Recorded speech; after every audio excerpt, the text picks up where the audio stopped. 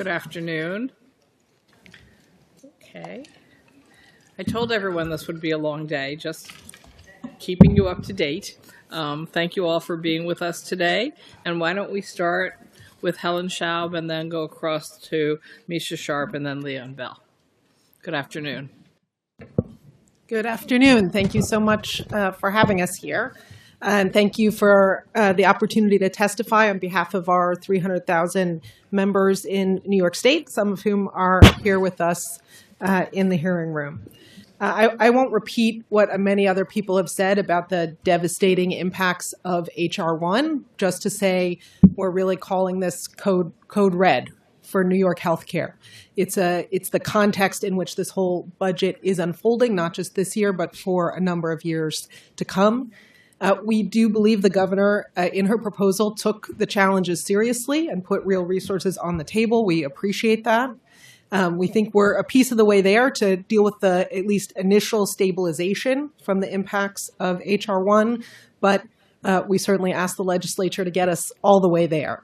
One is to make sure that the additional dollars, which the federal government has allowed to be collected under the MCO tax, are kept in healthcare, as well as if we don't need the $2 billion that were set aside for supporting the essential plan, to keep that in healthcare.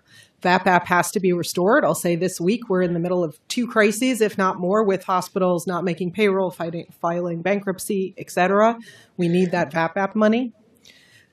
We want as much of the dollars being invested as possible into permanent rate increases, not just kind of one-off year-to-year investments, which make it very difficult to do things like settle contracts, et cetera. We've got to address the low nursing home rates, particularly upstate, because those facilities are not able to retain their staff, invest in their staff in the way that they need to, and fully restore nursing home capital.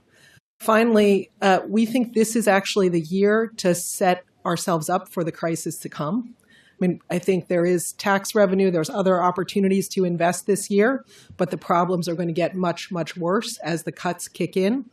We have a couple of proposals. One is a savings proposal, the Home Care Savings and Reinvestment Act, taking $3 billion in savings that isn't necessary, being spent on insurance company admin and profit, helping to reinvest that in our home care system and stabilize it. If we enact it this year, we're going to have those savings when we really need them.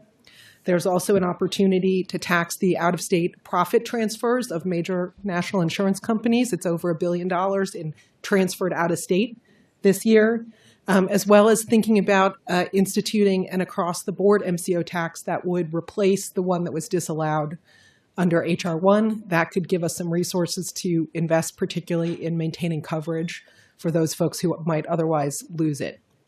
So I think, we've got to stabilize. We're three-quarters of the way there to do that this year, but we also need to take steps this year to have the resources we're going to need in the much leaner years ahead.